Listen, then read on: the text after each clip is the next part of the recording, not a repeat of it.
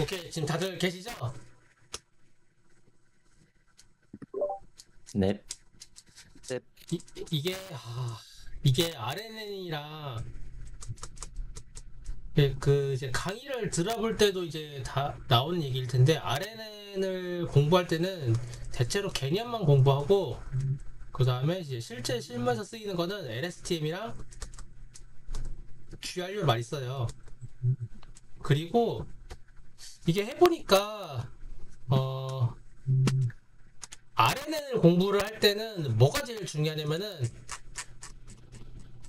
뭐였지?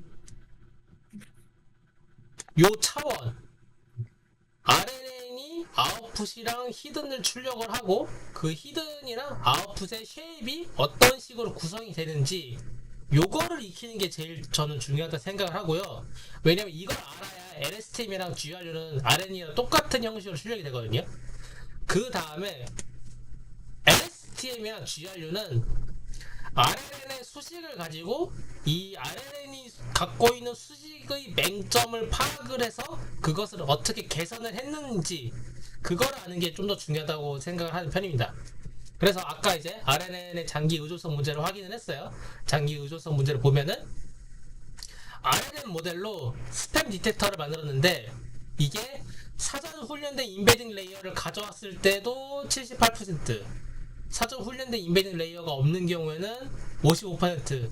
사실 이거는 되게 성능이 안 좋다고 보면 되는 거거든요. 왜냐면은 다른 모델들로 통상적으로 사전 훈련된 인베딩 레이어 가져오면은 지금 모델 그 데이터셋의 사이즈도 그렇게 큰 편이 아니고, 사실 이거 홀짝 그 구분하는 거잖아요. 어떤 건 홀수, 어떤 건 짝수 구분하는 거니까 이건 거의 99% 이상 나와야, 99% 정도 나와야 정상인 거거든요.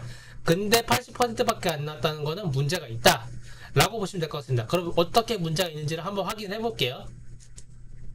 그래서 문제를 확인을 하려면은 그 실습에 사용됐던 데이터 및 텍스트 전처리가 어떻게 이루어졌는지를 확인을 해야 돼요.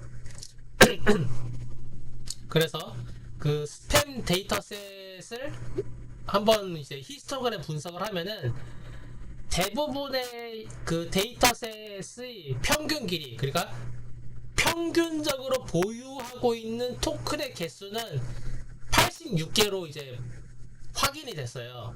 그 다음에 86개의 토큰을 갖고 있는 데이터가 평균이지만은 어떤 데이터는 토큰의 개수가 뭐 400개가 넘어가는 것도 있고, 어떤 데이터는 토큰의 개수가 뭐 50개 미만으로 떨어지는 것도 있을 거 아니에요. 그거를 이제 히스토그램 분석을 했었을 때 여기에 토큰의 개수가 330개를 넘어가는 거는 5%밖에 안 된다. 요렇게 분석이 돼가지고 제가 그냥 임의로 95%에 해당되는 데이터는 토큰의 개수가 330 미만이고, 5%에 해당되는 데이터만이 토큰의 개수가 330개 넘어가는 긴 문장이니까 그것을 이제 평준화시키는 컨텍스트 랭스 하이퍼 파라미터로 제가 이제 330을 설정을 한 거거든요. 그럼 이제 그냥 따지고 보면 그냥 평균적으로 생각을 해보면은 어떤 문서가 있으면은 그 문서에 87개는 이제 의미가 있는 토큰인 거고, 나머지 243개는 그냥 다 0으로 다 차있는 토큰이라는 거거든요. 제로 패딩이니까. 그래서 여기도 이제 의미가 없는 토큰인 거예요. 이게 RNN에 들어가면은 이런 식으로 들어가는 거거든요. 여기가 이제 의미가 있는 토큰, 여기가 이제 의미가 없는 토큰인데, 이게 계속 리커런트 하게 되는 거잖아요. 리커런트 하는데 이 의미가 없는 토큰이 계속 반복해서 들어가다 보니까 이 반복이 되면서 들어가는 의미가 없는 정보가 이 히든 레이어의 레이어 파라미터를 계속 이제 학습을 시키는 거예요. 제로 패드로. 그래서 의미가 있는 데이터로 학습된 87버즈 이후부터는 학습이 되는 정보들은 사실 의미가 없는 정보인 거거든요. 그래서 여기 부분부터는 이제 정보가 소실된다 라고 보시면 될 것 같습니다. 그럼 이 정보가 소실되는 거를 수식으로 보게 되면은 요 갈색으로 표기한 데가 갈색으로 표기한 데가 만약에 87번째 이상이 될 때는 이제 의미가 없는 토큰이 되는 거잖아요. 그래서 사실 여기 이제 어떤 데이터가 나오긴 하겠지만 사실 이거 0이랑 똑같은 데이터인 거거든요. 그리고 여기에 있는 데이터는 이 87번째까지는 의미가 있는 토큰으로 학습된 정보겠죠. 그래서 이게 요 앞에 가중치가 1대1인 거잖아요. 그러면은 0, 100%, 50, 50, 75, 25, 87.25, 뭐 12.25 쭉쭉쭉 넘어가게 되면은 이게 이 제로패드 토큰이 10개만 들어와도 여기 의미 있는 데이터는 그냥 다 날아간다. 이렇게 보시면 될 것 같습니다. 이게 RLN의 치명적인 문제라고 볼 수 있는 장기 의존성 문제, 롱텀 디펜던시 프로블럼, 이렇게 보시면 될 것 같아요. 어떻게 여기 이해가 되셨을까요?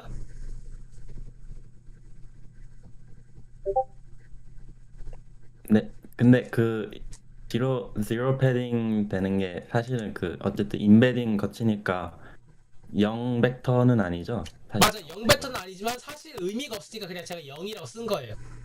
네, 어쨌든 네, 같은 네네네, 인베딩. 그렇게 보시면 될 것 같습니다. 예.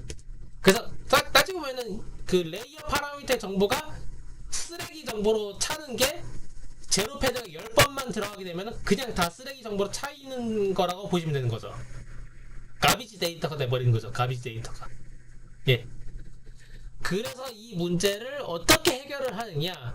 그렇게 해서 나온 게 LSTM, Long Short Term Memory라는 이제 모델이라 보시면 됩니다. 그래서 이 모델을 보게 되면은 X가 들어가죠. X가 들어가고 여기 이제 그 액티베이션 펑션인 하이퍼볼릭 탄젠트가 들어가고 있는 거고 이 셀을 통과한 결과값이 히든 레이어 파라미터랑 아웃풋 피처로 출력이 되는데 이 히든 레이어 파라미터는 다음 레이어 파라미터를 결정하는데 영향을 끼친다. 요게 이제 RNN 모델인 거고요. LSTM은 이 히든 레이어 파라미터 말고도 셀 스테이트 파라미터가 하나 더 출력이 돼요. 이게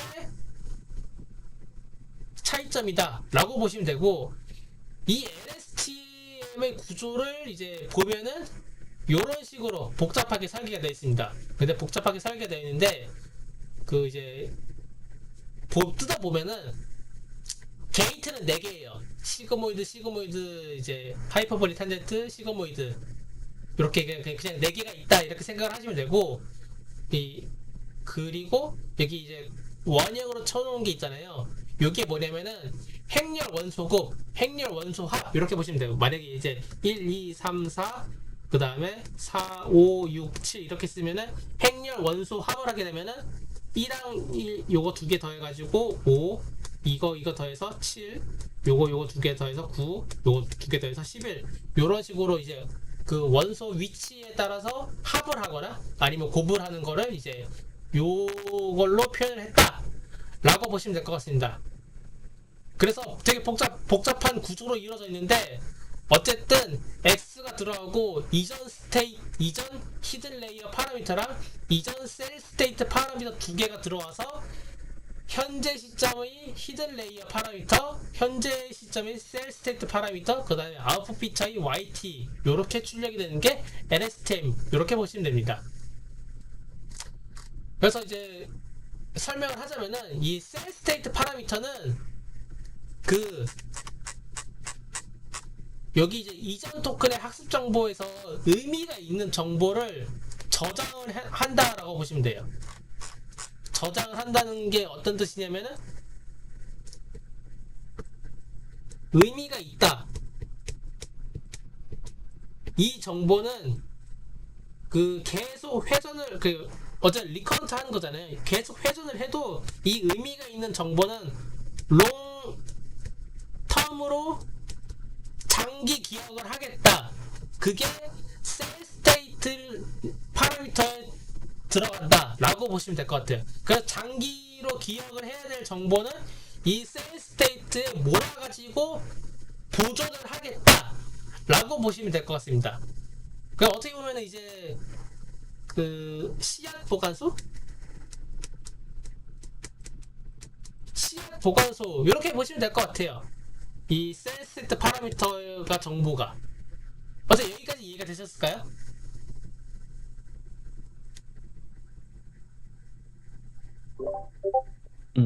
네.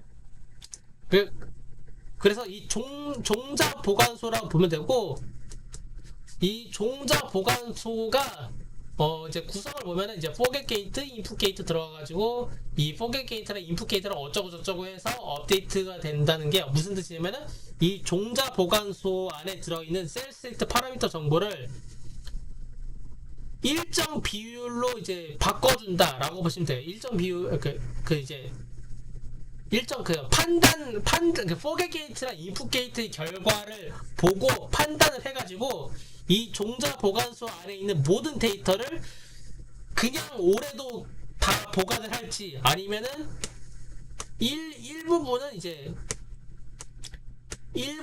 새로운 종자로 바꿀지 그거를 이제 결정을 한다. 그게 이제 업데이트 과정에서 이루어진다라고 보시면 될 것 같습니다. 그리고 이제 히든 스테이트 레이어 파라미터는 그 RLL에서 진행되는 그 과정이랑 거의 똑같아요. 근데 그 과정에 이 셀 스테이트 파라미터의 정보가 살짝 곱해져 가지고 요게 이제 업데이트 된다라고 보시면 될 것 같습니다. 그래서 이 히든 레이어 파라미터가 장기 기억으로 들어가 있는 메모리 정보를 계속 받아가지고 업데이트가 되는 거기 때문에 그 RNN 모델에서 발생했던 장기 기억 의존성 문제가 어느 정도 해소가 되는 거죠. 그러니까 데이터를 저장을 해놓고 그 저장되어 있는 정보는 되게 업데이트가 적게 이루어지는 거예요. 거의 업데이트가 안 이루어지고 있다가 그냥 어느 순간은 그냥 살짝만 업데이트가 이루어지고 이 히든 레이어 파라미터는 계속 이제 매번 수단할 때마다 빠르게 업데이트가 이루어진다. 그리고 업데이트 주기가 히든 스테이트 레이어 파라미터랑 셀 스테이트 레이어 파라미터의 업데이트 주기가 업데이트 그 비율이 되게 다르다. 이렇게 보시면 될 것 같습니다. 그래서 요지는 이제 그 셀 스테이트는 의미가 있는 종자라면은 그건 이제 계속 보관을 하는 식으로 진행이 된다 라고 보시면 될 것 같습니다. 그리고 히든 스테이트 차원이랑 셀 스테이트 차원은 두 개가 이제 동일한 차원 구조, 넘버 레이어, 배치 사이즈, 히든 디멘전 구조를 갖게 됩니다. 왜냐면은 이게 내부에서 그 행렬 원소 곱이랑 행렬 원소 합을 하려면은 이 히든 레이어 파라미터의 쉐입이랑 셀 스테이트 레이어 파라미터의 쉐입이 같아야 돼요. 안 그러면 이제 연산이 안 되겠죠? 그렇게 보시면 될 것 같습니다. 여기까지가 LSTM에 대한 설명이에요. 좀 이해가 되셨을까요?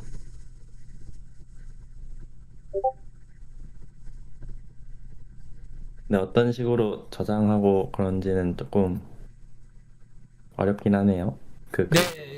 네, 살짝 어렵다 보시면 될 것 같아요. 그래서 LSTM의 셀 스테이트는 내가 정말 보존을 해야 되는 정보들만 거기에 몰아서 보존을 한다 이렇게 보시면 될 것 같고 히든 레이어 파라미터는 그냥 매번 그 RNN처럼 진행이 되는데 진행이 될 때 그 내가 보관해 놓은 정보를 가져와서 그걸로 이제 업데이트가 진행이 돼서 장기 의존성 문제가 해결이 됐다 이렇게 보시면 될 것 같아요.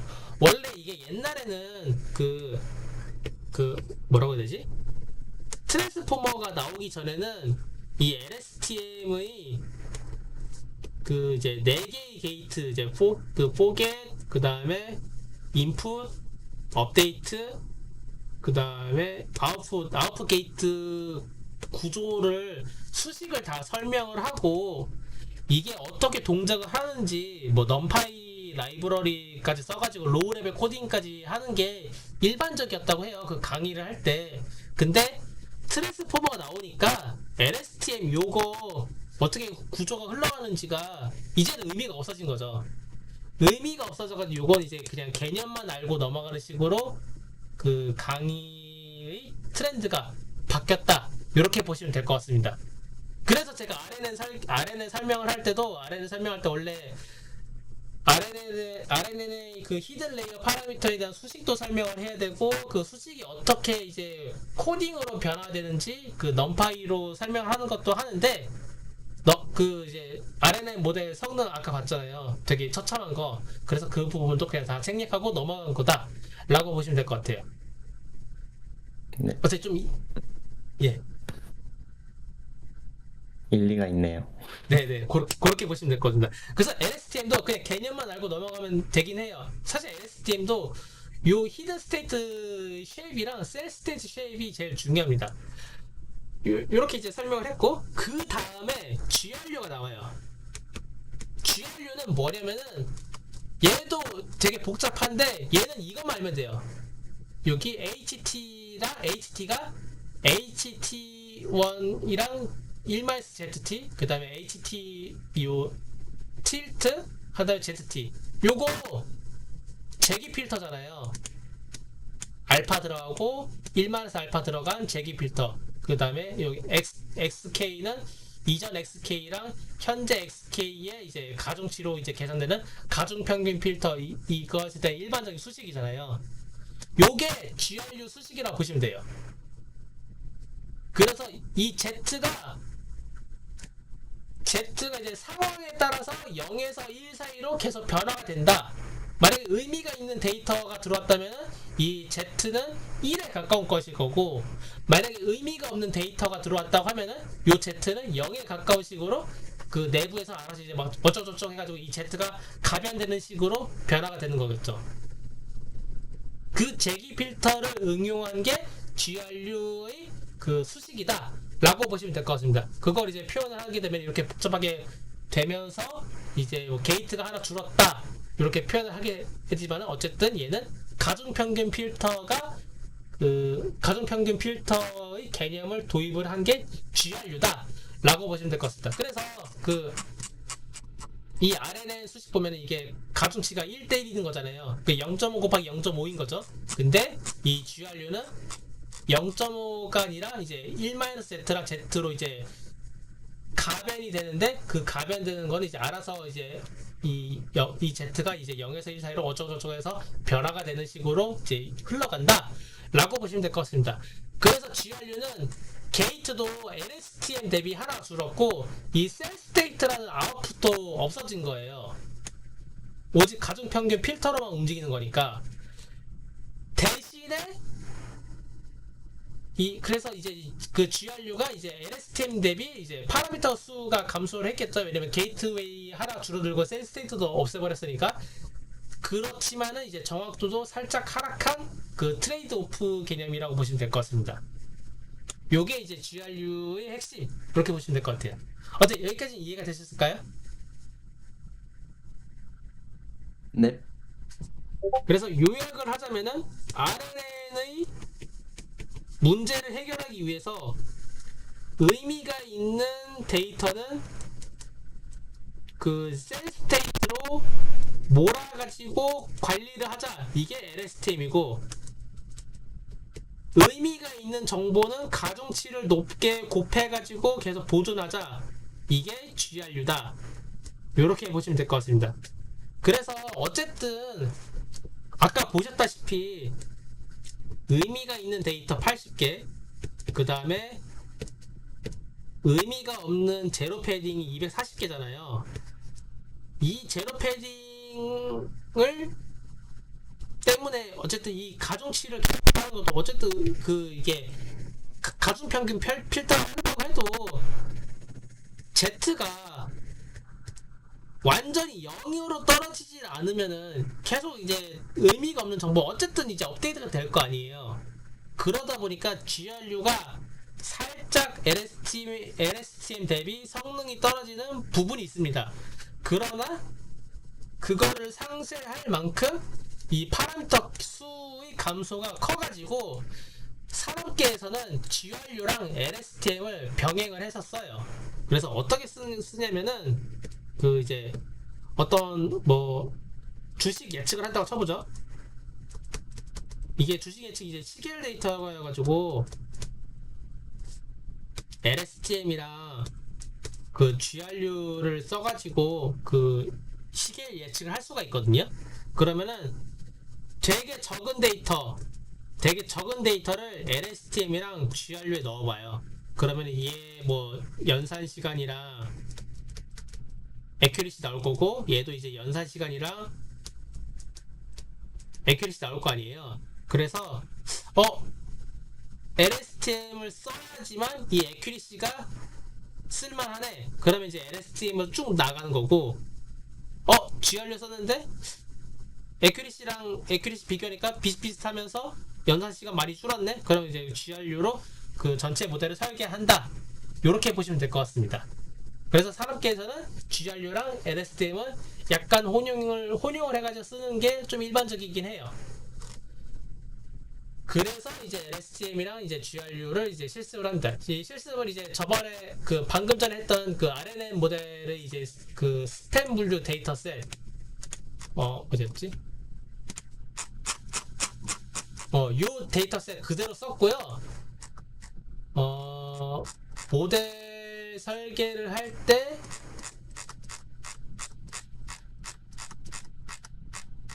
여기 이제 심플 RNN 그리고 심플 LSTM 심플 GRU 세 가지 모델 다 설계를 해가지고 그 성능 차이를 비교를 했습니다. 그래서 LSTM 이제 코드를 보면은 뭐 인베딩 레이어 여기 설계하는 건 똑같아요. 그 다음에 LSTM 들어가는 거 보면은 RN이나 똑같아요. 인풋 사이즈 들어가고 히든 사이즈, 넘버 레이어, 배치 퍼스트 들어가고 넌 리니얼리티 요것만 빠집니다. 여기 뭐 마지막 보면 넌 리니얼리티는 빠져있죠. 왜냐면 LSTM 같은 경우는 그 게이트마다 어떤 건 시그모이드, 어떤 건 하이퍼볼릭 탄젠트로 이제 고정이 되어 있어가지고 얘는 이제 넌 리니얼리티는 지정은 하진 않아요. 그리고 LSTM은 아웃풋의 이제 구성이 LSTM 아웃, 그 다음에 여기가 이제 히든 레이어 파라미터 출력이 되는 거잖아요. 근데 그 히든 레이어 출력이 히든 레이어 파라미터랑 셀 스테이트 파라미터가 두 개가 출력이 되고 요 두 개를 튜플로 묶어가지고 출력이 되게끔 이제 nn.lstm이 설계가 되어 있습니다. 그래서 lstm 아웃 괄호치고 히든 셀 괄호 닫고 이런 식으로 출력이 된다. 이렇게 보시면 될 것 같습니다. 이게 nn.lstm을 쓸 때는 이렇게 써야 된다 라고 보시면 될 것 같아요. 그리고 지금 이제 그 똑같이 그 RNN에서도 이제 히든 정보 썼잖아요. 그거랑 똑같이 쓰려고 여기도 아웃도 이 히든 정보 가져와서 스퀴즈 때려서 넘버 레이어 1인 거를 이제 축소시키고 그 다음에 그 아웃을 클래시피파이어로 넘겨줬다 라고 보시면 될 것 같습니다. 그리고 GRU는 이 아웃 부분은 그 요 RNN의 포워드 함수랑 완전히 똑같아요. 다를 바가 하나도 없습니다. 얘는 셀 스테이트가 없는 거니까. 그리고 그 GRU의 그 이제 이닛 그 초기화는 LSTM이랑 완전히 똑같습니다. 여기 얘도 이제 똑같이 이제 넌 리니얼리티에 대한 인자값은 없는 거죠. 그렇게 진행이 됐고 이제 스팸 분류기 학습을 시켰죠. 스팸 분류기 학습 이제 모델이 6개니까 왜냐면 모델이 6개라는 거는 3개의 모델에 대한 조건 하나는 이제 랜덤 초기화 하나는 이제 사전 훈련 그러니까 3 곱하기 2니까 6개의 모델인 거죠. 6개의 모델 설계를 하고 이제 병행을 해서 돌려 쭉쭉 이제 학습을 시켰어요. 학습된 결과를 보면은 그 이제 RNN은 이제 성능 여전히 처참하고요. 그 LSTM이나 GRU는 거의 똑같게 이제 거의 99%에 달하는 이제 에큐리시로 나왔어요. 이거는 이제 그 데이터의 그 사이즈가 워낙 그렇게 큰 편이 아니어가지고 둘 다 비슷비슷하게 나왔고요. 그 돌렸을 때 그 이제 보면은 LSTM이 좀 더 무겁게 돌아가긴 합니다. GRU는 되게 가볍게 돌아가고 에포크도 좀 빨리빨리 돌아요. LSTM은 한 에포크 도는데 조금 무거운 감이 있습니다. 근데 그 아까도 이제 설명했다시피 통상적으로 LSTM이 GRU보다는 에큐리시가 좀 더 높게 나오는 경향성이 있다. 왜냐면 이제 LSTM은 그 장기로 보존할 데이터는 따로 관리를 하니까 그것 때문에 그 에큐리시가 좀 더 높게 나온다.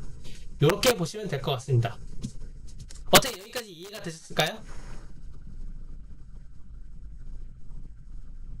네. 네. 그러면은 잠깐